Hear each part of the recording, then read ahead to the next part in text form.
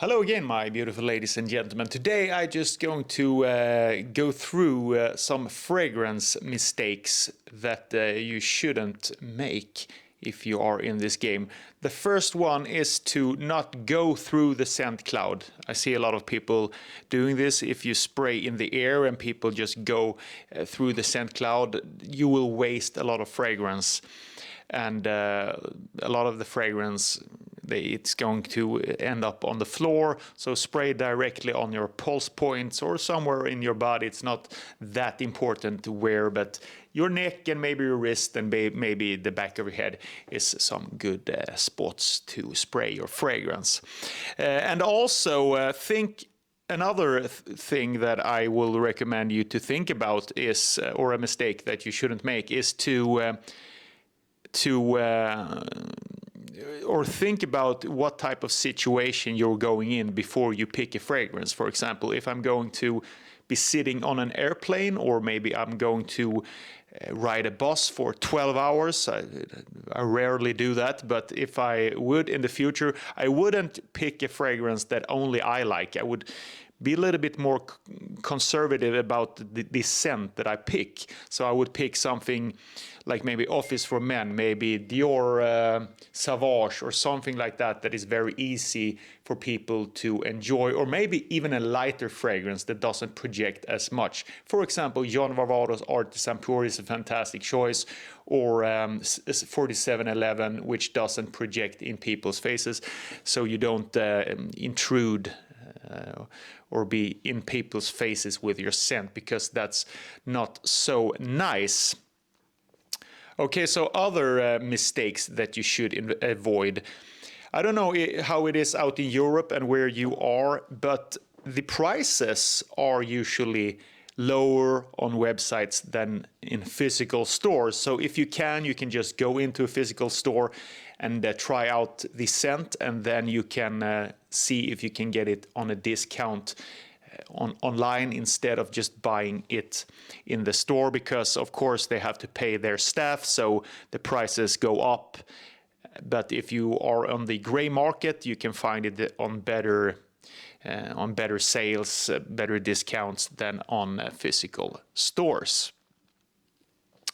Another thing that I've noticed for you young guys who date a lot, I've noticed that pick just one fragrance for each girl you date. If you date multiple girls, I don't know, maybe you do, because then you can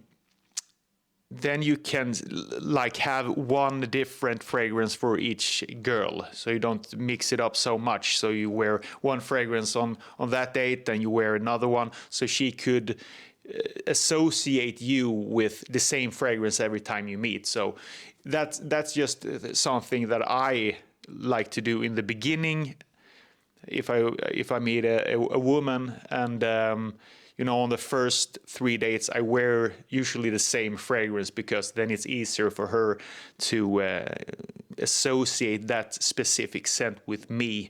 Even though you have 100 fragrances in your collection, that just might be something to think about.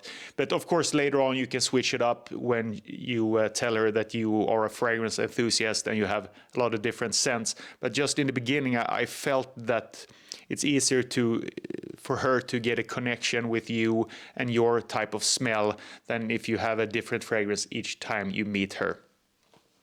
Okay, so that was some mistakes you shouldn't make. What else? Overspraying is of course something that everyone knows, even though it's very popular in the fragrance community here on YouTube to sound like you should overspray, but in the real world people don't appreciate that. It's very easy to get caught up in the fragrance community, and people throw around phrases like sissy spraying if you spray less than 20 times, and that's not cool enough and stuff like that. But if you're a mature person, you know that you shouldn't overspray, and it's better to have a gentle finger on the trigger than to annoy people, and then you get this stamp of being that weird fragrance guy that trying to overcompensate what he lacks in personality. He thinks he can compensate in fragrance, so to speak, and that's not the case, of course.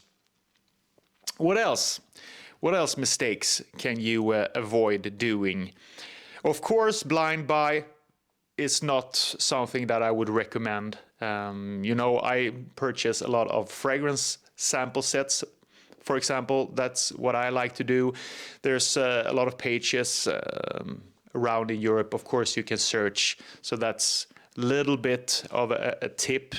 Don't blind buy, especially if they are very high in the price. But sometimes you can't get a sample, and then it's a little bit up to you. I have blind bought fragrances that I haven't tried before, like Dior Homme Parfum, which is one of my favorite fragrances. So sometimes it could be very beneficial, but it is like a little bit of a hit or miss if you're going to blind buy fragrances you haven't tried. Some other things that you should avoid doing. What could that be? There's actually a lot of things. Basically, don't always take our word for it. Could be another thing.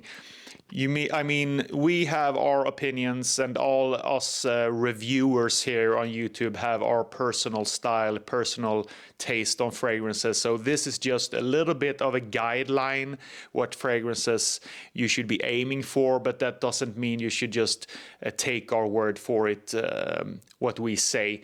I think you should always try yourself and get your own opinion, because we're all different people. We perceive scents in a different way, and we have all different type of noses, so to speak. But otherwise, I don't really have anything more, I think. Or do I? Do I have anything more fragrance mistake that you should avoid? I just try to freestyle this. It's very hard to come up with on the spot here, but let me think.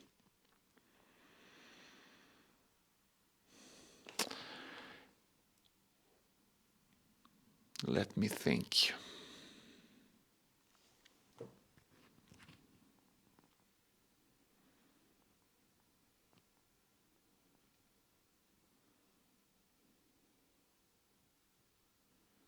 No, I think that's it. I can't come up with anything right now, so we'll just keep it light today. Thanks for watching. See you the next time. Bye-bye.